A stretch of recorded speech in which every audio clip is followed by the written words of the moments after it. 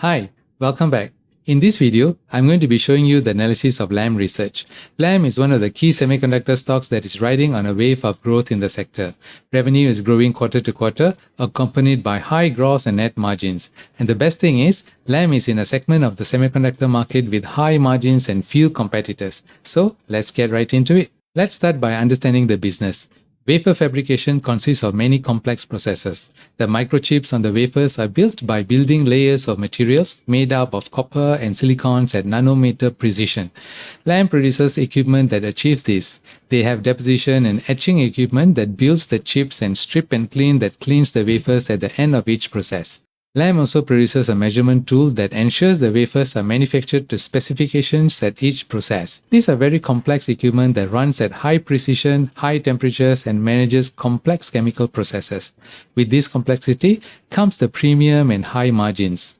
Lam has a large array of equipment designed for specific processes, such as for memory chips, CPUs, and general-purpose chips. Lam's immediate competitor is Applied Materials, which is another powerhouse in this segment, and I'll do a separate video on AMAT.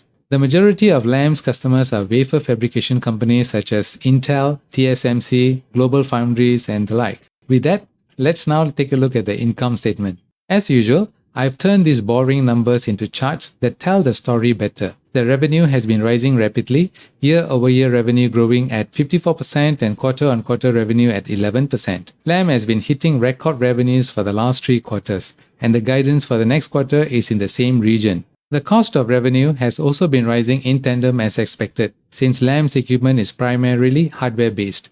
There's a risk to the revenue as their biggest market is China, and due to the current ongoing trade situations, this could hurt Lam's top line. Also, Lam has highlighted that their customer base is made up of a few large customers. It is the nature of the semiconductor space where there are only a few big wafer manufacturers such as Intel, TSMC, UMC, Samsung, etc. But the semiconductor market is still very hot, with the US looking at shoring up its manufacturing capability. Recently, $52 billion was passed by the Senate to bolster US chip manufacturing, and that is just a tiny fraction of what the rest of the world is spending on semiconductors. It looks like semiconductors are in for multi-year growth. Another thing I like about such equipment manufacturers is the customer support related revenue. This component is primarily for ongoing maintenance and upgrades to keep the equipment running at its optimum level.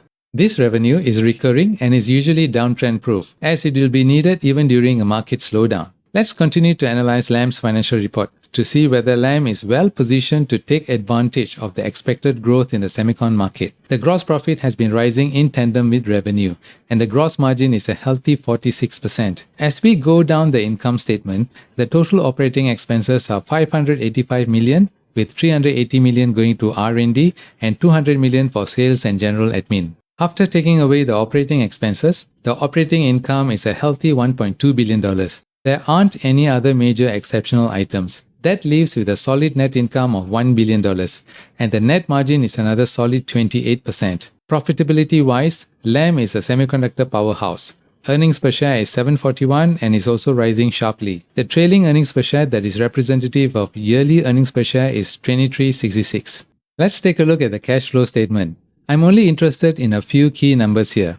The operating cash flow has been positive since 2016, but there have been ups and downs, especially in 2020. The capital expenditures for investment in property, plant, and equipment have been low compared to their income. A high operating income and low capital expenditures have resulted in a healthy free cash flow.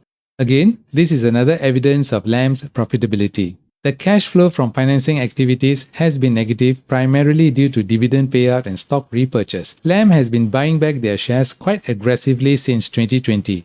They have further allocated another $5 billion in November 2020 for share buyback. Further to that, another accelerated share repurchase agreement has been initiated. I'm not exactly sure why they are spending so much money in share buyback of late, and with such aggressive nature. But with a stable free cash flow, all that buyback has not resulted in any dent in their cash position. The quick ratio is a healthy one. The balance sheet is again strong, but I have a few items here to highlight. The asset side of things is solid, but Lam does have a current debt of $825 million and long-term debt of $5 billion. Instead of spending the $5 billion in share buyback, They could pay off the debt and become debt-free. It will also improve their earnings with no interest to pay and strengthen their book value. Although they have been making tons of money of late, the asset is flat. Lam has accumulated $15 billion worth of treasury stock with a share buyback. I'm just wondering if they are planning to do some major merger to be funded using their treasury stock. The debt of $5.8 billion is about 38% of their assets. So this is one area where I feel Lam can do better. That $5.8 billion of debt costs Lam $52 million of interest each quarter. That is 4.9% of net income. If Lam pays off the debt, they would be saving $50 million each quarter, further improving their profitability. The book value has been rising lately with higher profits and share buybacks, and the rising share price has pushed up the price to book to 17 into the overvalued region. A value below 5 is where value investors start to accumulate. Share-based compensation is $56 million, and that is about 5% of net income. It is normal and shows management is not simply enriching themselves. The PEG ratio is a low 0.5, making Lam a value buy based on the high growth of free cash flow. Let's take a look at the technical analysis.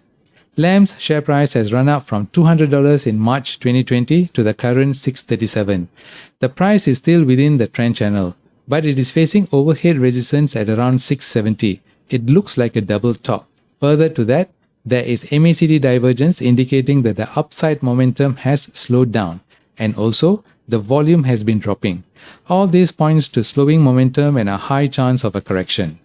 Lam is a semiconductor powerhouse, and if you are looking to invest in semiconductor companies, you should invest in it. But it is overvalued currently, and the technicals are also pointing towards a correction. Coming up next is Applied Materials Stock Analysis, another semiconductor powerhouse. Subscribe to my channel if you have found this sharing useful, and I'll see you soon in the next one. Bye for now.